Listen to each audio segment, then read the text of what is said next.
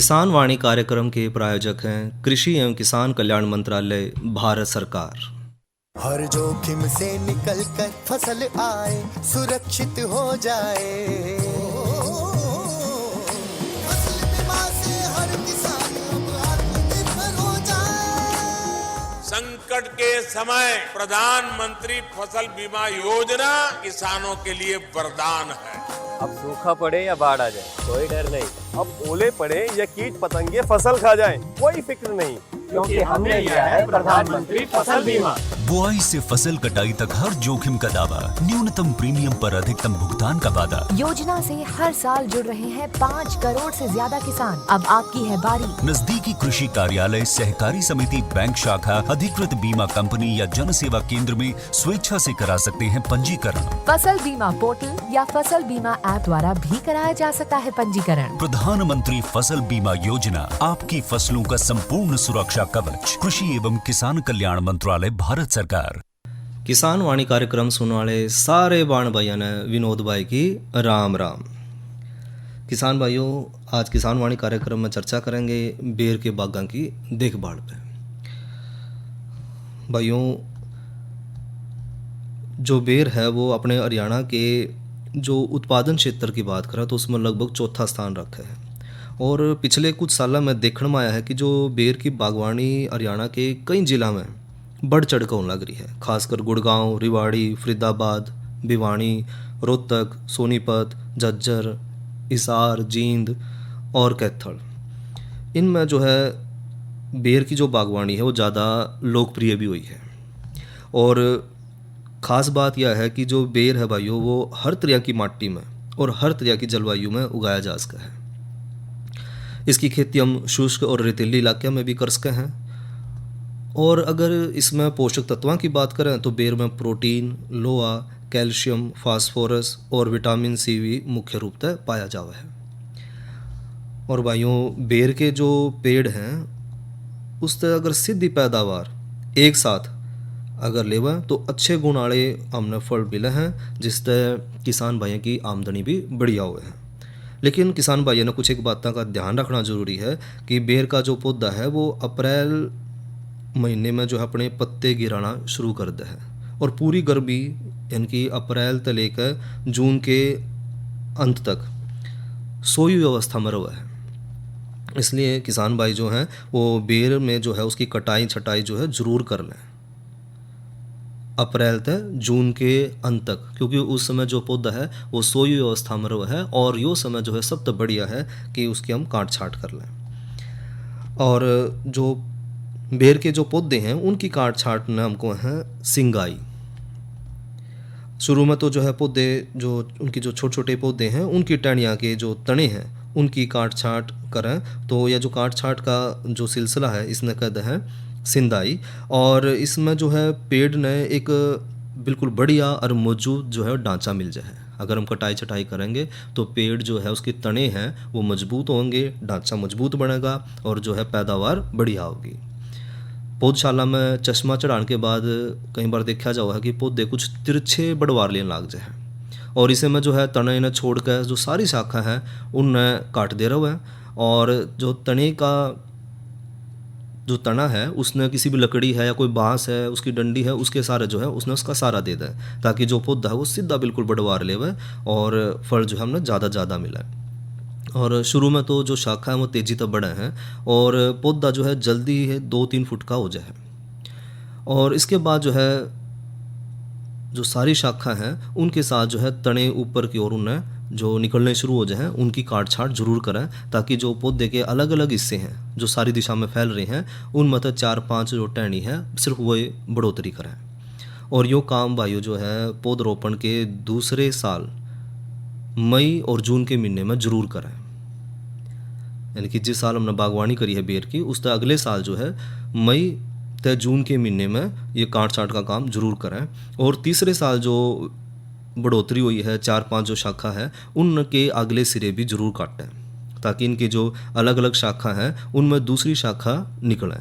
जितनी हम काट छाट करेंगे शाखा उसमें तो उतनी ज़्यादा निकलेंगी।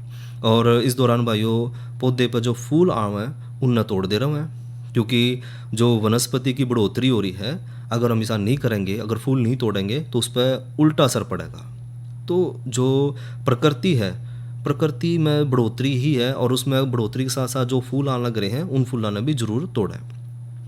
इस तरह हम जो है पौधे की बढ़वार ने नियंत्रित कर सके हैं और शुरू के जो कई साल हैं उनमें हम अच्छी और मजबूत उसका जो ढांचा है वो ले सके हैं।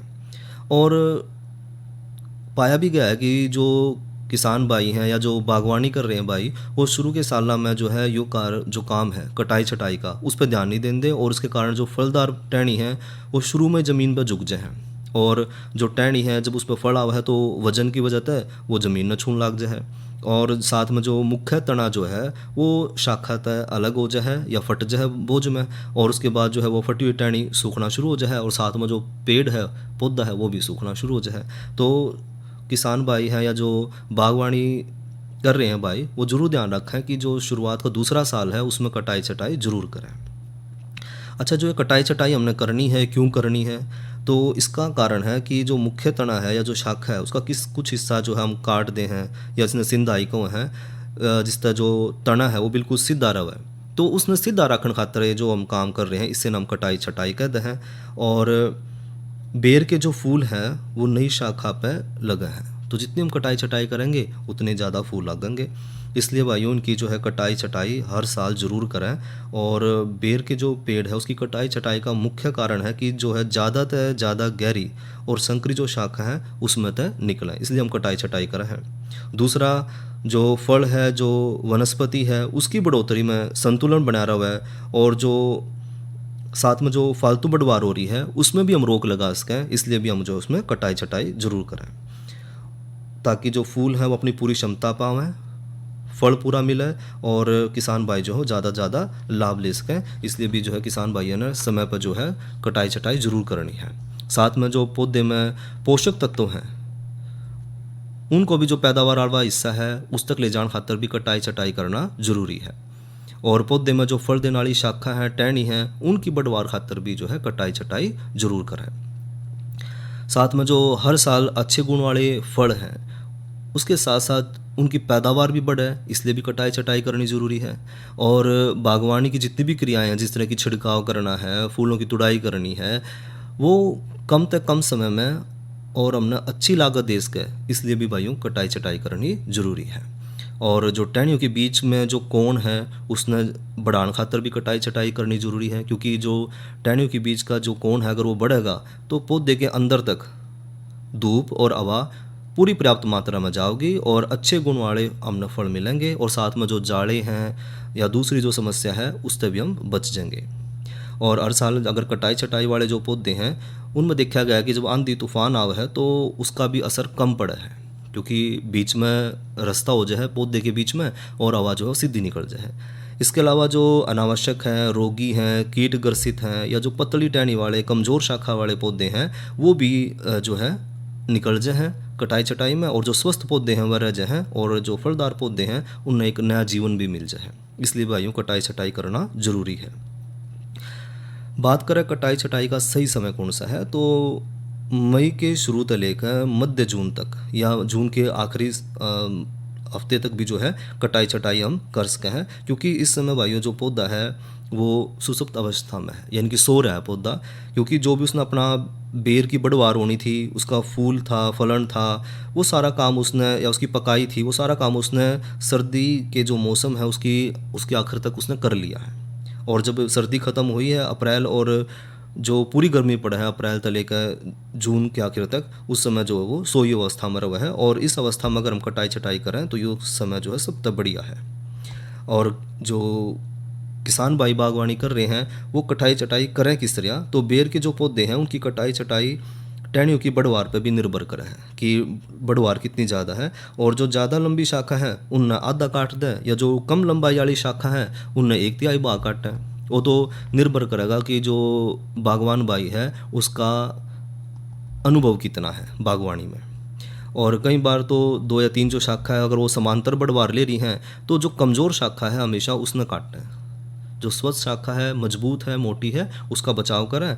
और कुछ एक बातों का ध्यान भी रखना जब कटाई छटाई करें। एक तो जैसे तेज़ धार वाले जो हथियार है जिस तरह कैंची है या आरी है उसका प्रयोग करें। और कटाई छटाई के एकदम बाद जो है जो बाग हमने काटा है उस पर ब्लाइटॉक्स पेस्ट लगा दें या फिर बोर्डो का पेस्ट लगावें ज़रूर, ताकि जो टहनी है वो सूखे ना। साथ में कटाई छटाई के अंतर जो है अलग अलग दिशा में, इनकी चारों तरफ है उसने बराबर मात्रा में काटना है और आसपास की जो शाखा है उनने भी काट दे रहे हैं। और जो पनीली शाखा है जो ज़मीन तक जमा 90 डिग्री कोण पर बिल्कुल सीधी ऊपर जान लग रही है, वह देखने में तो सुंदर और सुडो लग है, मजबूत लग है, लेकिन उसने भी जरूर काटा है क्योंकि उस शाखा पर जो है ज़्यादातर देखा गया है कि उस पर फल कम लग है और उस शरीर जो पौधे के सारे पोषक तत्व है वही चूस ले है, तो इसलिए उस शाखा ने भी जरूर काटा है। और काट छाट के दौरान भाइयों ध्यान रखें कि जो बड़ी शाखा है उसके नीचे वाला हिस्सा है जो है उसकी तरफ से काटना शुरू करें। और काट छाट के बाद जो सारी जितनी टहनी है उन्हें खेत तक बाहर ले जावें या फिर उन्हें जला दें। और पौधे की जो यह सोई व्यवस्था है मई से जून तक का महीना जो है उसमें पानी ना देवें, सिर्फ गहरी जुताई करें। तो इस तरह जो है लगातार 3-4 साल तक अगर हल्की हमने काट छाट करी है तो 1 साल ज़रूर बीच में जो है उसकी गहरी काट छाट ज़रूर करें। तो अगर काट छाट करेंगे तो जो है फल भी हमने बढ़िया मिलेगा। यह तो बात करी भाइयों बेर के बागा की देखभाल पे, और इब करवाऊँ भाइयों का मनोरंजन सुनावें यो लोकगीत। कृष्ण सुदामा का भाग नंबर 2 पेश है कि जिस वक्त नहीं माना सुदामा कहने लगा कि एक बार जाके कृष्ण को कह दे कि भी तेरा यार सुदामा आया है। तो डोडीवान कहता है कि तू 1 मिनट यहीं खड़ा हो, मैं अंदर जाके बताता हूं। तो कृष्ण जी के सामने जाके डोडीवान क्या कहने लगा भला, नो बोला एक बार भिखारी आया,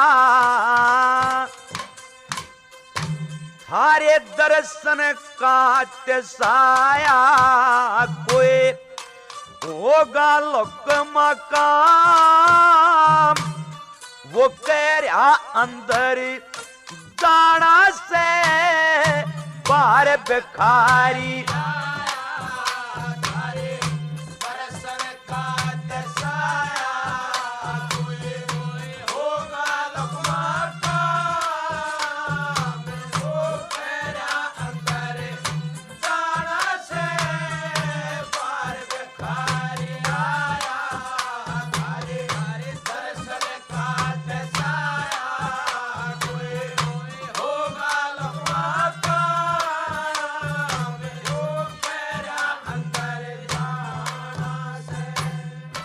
बाहर खड़ा कह रहा कृष्ण कृष्ण फेट लूं त जब हो जिया परसन,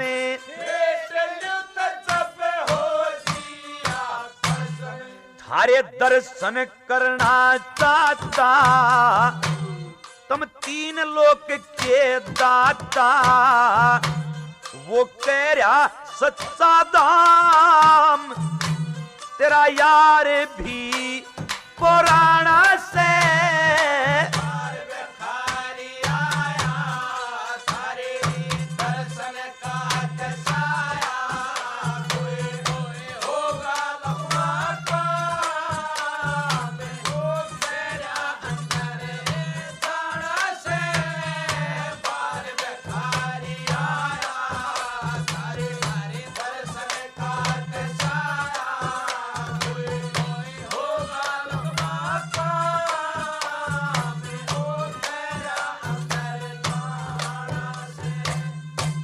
सुंदर चेहरा मीठी बोली, खड़े न तहान बचेरी बोली,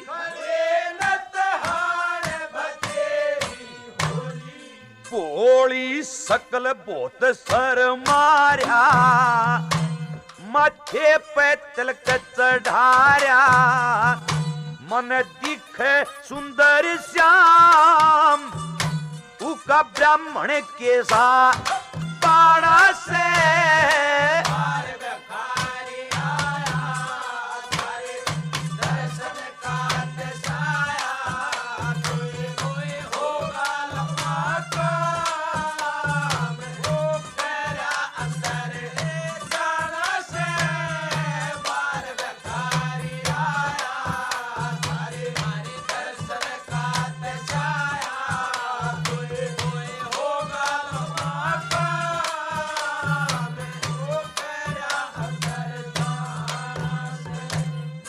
बाट में तो चलता चलता हारा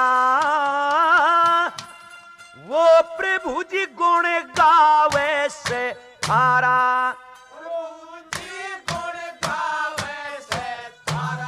मेरा प्यारा कृष्ण मुरारी मारी बालकपन की यारी उन्हें कह दिया हाल तमाम वो तो अकल बंद घना शाना से।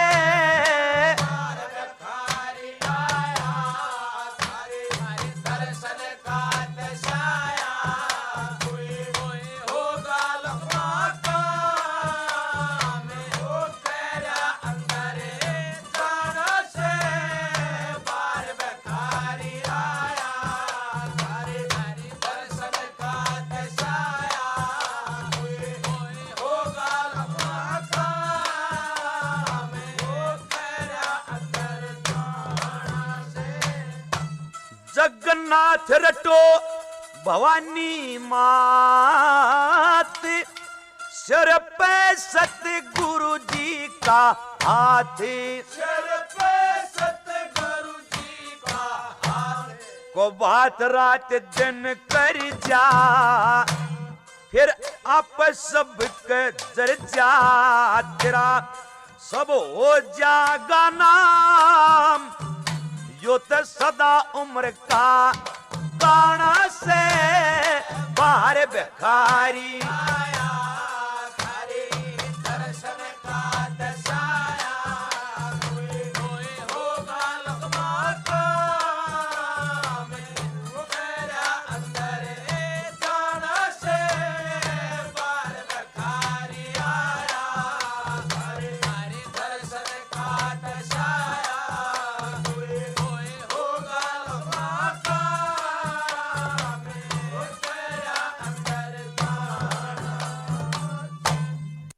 यो तो सुना भाई ने लोकगीत किस्सा कृष्ण सुदामा थे और गायक कलाकार थे राजकिशन अगवानपुरिया। और भाइयों ये बात करें मौसम की तो आज का अधिकतम तापमान रहा 29 डिग्री सेंटीग्रेड और न्यूनतम तापमान रहा 20 डिग्री सेंटीग्रेड। साथ में भाइयों आज बूंदाबांदी भी रही है लगभग सारा दिन। साथ में कल जो है अधिकतम तापमान रहने की संभावना है 32 डिग्री सेंटीग्रेड और न्यूनतम तापमान रहने की संभावना है 21 डिग्री सेंटीग्रेड। और कल जो है आसमान खुलने की भी संभावना है। इसके अलावा भाइयों कल के जो किसान वाणी कार्यक्रम में हम चर्चा करेंगे खेतों में फसलों की पैदावार किस तरह बढ़ावें और आज की नसीहत के तहत चर्चा करेंगे कोरोना से डरना नहीं लड़ना है। और भाइयों आज की नसीहत के तहत आज जो चर्चा का विषय है वो है कोरोना के लक्षण और बचाव कि हम कोरोना महामारी तय इसके लक्षण जो हैं उन्हें हम किस तरह पहचाना है और अगर हमने लक्षण दिखें तो हमने फिर अपना बचाव किस तरह करना है, हमने कौन कौन से जो है साधन अपनाने हैं इससे बचाव खातर। क्योंकि भाइयों कोरोना के एक जो है वायरस तो होने वाली संक्रमण की बीमारी है और यह ज़्यादातर जो है किसी दूसरे इंसान के संपर्क में जो कि कोरोना से जो पीड़ित है जिसके शरीर में ये वायरस जा चुका है तो उसके शरीर तक जो है दूसरे इंसान के शरीर में जाने की जो है संभावना ज़्यादा है क्योंकि जो है एक संपर्क मानत है। तो एक तो कोशिश करें कि एक दूसरे के संपर्क से बचें, सामाजिक दूरी का पालन करें और जिन जगह को हम ज़्यादा छू रहे हैं तो उन जगह को छूने के बाद जो है साबुन से ज़रूर हाथ धोएं ताकि जो है हम खाना खा रहे हैं या नाक पर हाथ लगा रहे हैं, आँख में हाथ लगा रहे हैं या मुंह न छू रहे हैं तो वो वायरस जो है हमारे हाथों के माध्यम तो हमारे शरीर में ना जावे। तो इसलिए जो है समय समय पे जो है साबुन से भी हाथ धोना है या साबुन नहीं है तो सैनिटाइज़र का इस्तेमाल करके हमने जो है संक्रमण से अपने आप को बचाना है। बात करें अगर कोई व्यक्ति भाइयों संक्रमित हो जाए तो उसकी पहचान की है। कोरोना वायरस का भाइयों जो अगर संक्रमण हो जाए तो उसका मुख्य लक्षण है या तो बुखार, सूखी खांसी आना और कई बार ये दोनों लक्षण एक साथ भी नज़र आए हैं।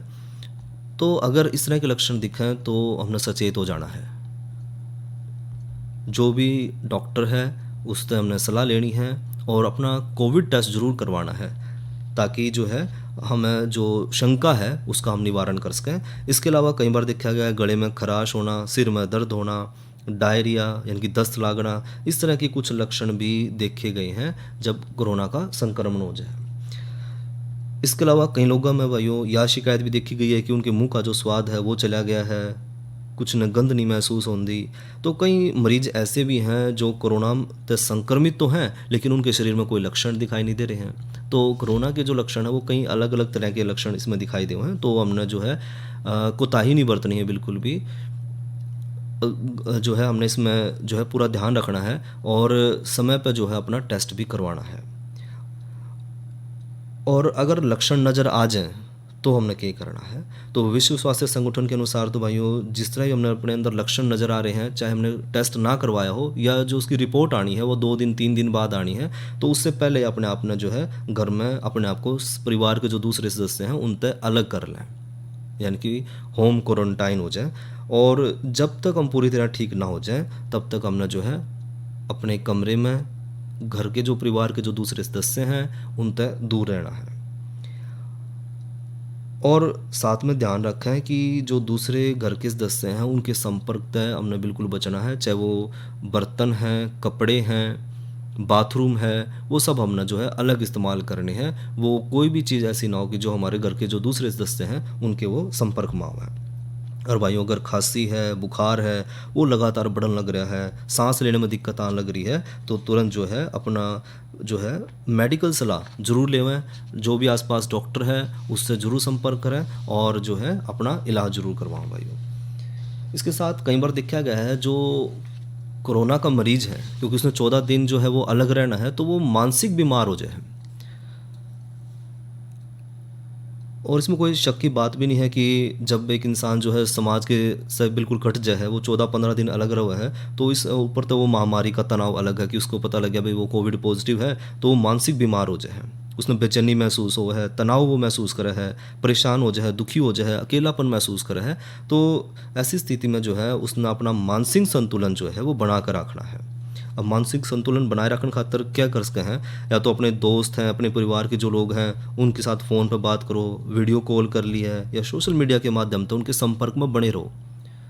हम जो है शारीरिक तक किसी के संपर्क में नहीं आना है, लेकिन जो है जो हमारे पास सोशल मीडिया का प्लेटफॉर्म है उसके माध्यम से हम जो है उनसे मिलते जुलते रहें, उनसे बात करें और साथ साथ उन चीज़ों के बारे में बात करें जो कि आपने परेशान ना करें, दूसरे लोगों ने भी समझें और उनको समझने की कोशिश करें। साथ में अगर हमने जो 14 दिन अलग रहना है बिल्कुल, तो अपनी दिनचर्या में भी थोड़ा सा बदलाव करें। बदलाव का मतलब एक तो थोड़ा सा नियमित व्यायाम जरूर करें, प्राणायाम करें, योगासन करें और साथ में जो है अपने खान पान का भी ध्यान रखना है, क्योंकि हमने अपनी इम्यूनिटी भी बना कर रखनी है अच्छी, तो जो है खान पान पे भी हमने ध्यान रखना है। इसके अलावा अपने व्यवहार ने भी थोड़ा सा नियंत्रण में रखें, चिड़चिड़पन से बचें। साथ में अपने मनोरंजन का भी पूरा ध्यान रखें, यानी कि जिस कमरे में हम अकेले रह रहे हैं उसमें कोई मनोरंजन का साधन भी जरूर रखें। टीवी है या रेडियो है, मोबाइल है, कुछ ना कुछ हो जिससे कि आपका जो है दिन का जो समय है वो निकल जाए। साथ में अपने जो वर्तमान है उस पर ध्यान रखें, और क्योंकि भाई वो समय एक जैसा नहीं रहता, कुछ दिन बाद समय फिर बदलना है, तो जो है समय के साथ बदलाव ज़रूरी भी है। और साथ में अपनी नींद का ध्यान भी जरूर रखें, नींद पूरी लेवें, उसमें कोई बाधा ना आने देवें, ताकि जो है शरीर जो है जल्दी स्वस्थ हो। इसके अलावा जब कोरोना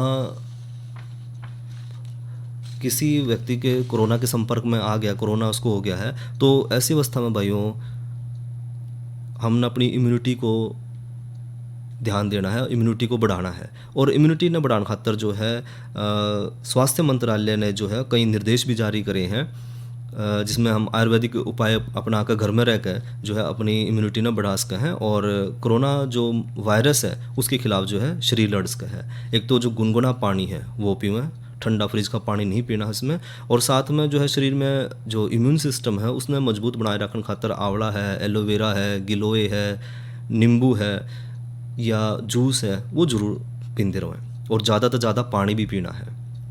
साथ में रोग प्रतिरोधक क्षमता बढ़ाने खातर पानी में जो है तुलसी का रस है या जो तुलसी के पत्ते हैं वो भी डाल के हैं लिए जा सकते हैं।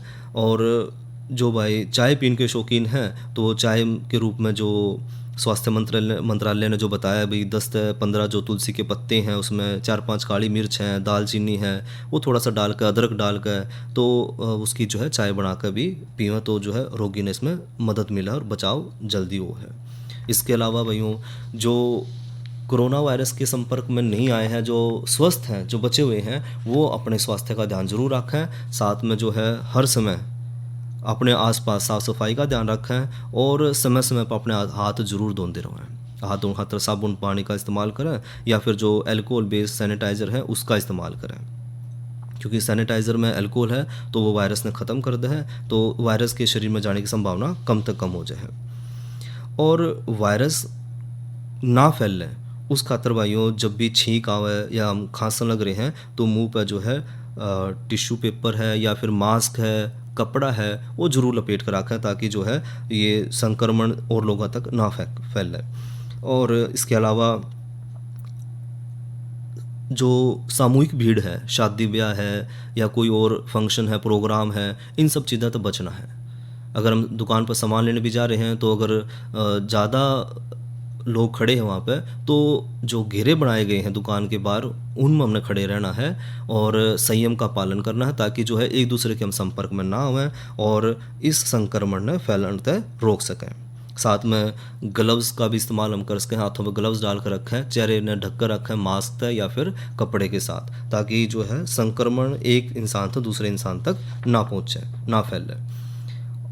और इसके अलावा भाइयों ध्यान रखें, अगर हमें संक्रमण के लक्षण नज़र आने लगे तो तुरंत टेस्ट करवाएं और अपने आप ने आइसोलेट कर लें। साथ में जो है वैक्सीन अब तो उपलब्ध भी है, तो वैक्सीन जो है ज़रूर लगवाएं, इंजेक्शन ज़रूर लगवाएं ताकि जो है हमारी रोग प्रतिरोधक क्षमता बढ़े और हम इस कोरोना महामारी से लड़ें और इस जंग में जीतें। इसी के बाद साथ भाइयों आज के किसान वाणी कार्यक्रम का समय यहीं समाप्त हुआ और अपने भाई विनोद ने दो इजाज़त। अच्छा भाइयों, राम राम। किसान वाणी कार्यक्रम के प्रायोजक थे कृषि एवं किसान कल्याण मंत्रालय, भारत सरकार। अरे अरे अरे क्या कर रहा है? इधर इधर इधर हम बोल रहे हैं तेरे बीजू का। उतला बोल रहा है? हाँ, पक्षियों से तो हम खेत को बचा लेते हैं, पर इन घातक रसायनों से कैसे बचाएं? मतलब? देख बेटा, तू जो ये अंधाधुंध रसायन मिलाता है ना, मिट्टी की सेहत बिगड़ने लगी है और जब माटी ही कमजोर पड़ जाएगी तो उपज कैसे सेहतमंद होगी?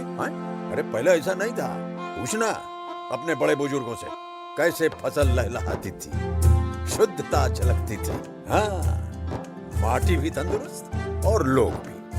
अरे अब पहली वाली बात कहाँ? पर अब तो सब यही डाले हैं। सब नहीं, आज भी लाखों जागरूक किसान परंपरागत विधि से फसल उगा रहे हैं, खर्चा कम और उपज की कीमत भी बेहतर पा रहे हैं। सच है? रे बेटे, एक्सपीरियंस से बता रहे हैं, धूप में बाल सफेद नहीं किए हैं। हाँ। ठीक है भाई, मैं भी आज से जैविक खेती शुरू करूंगा। माटी से प्रेम की परंपरा है, परंपरागत खेती।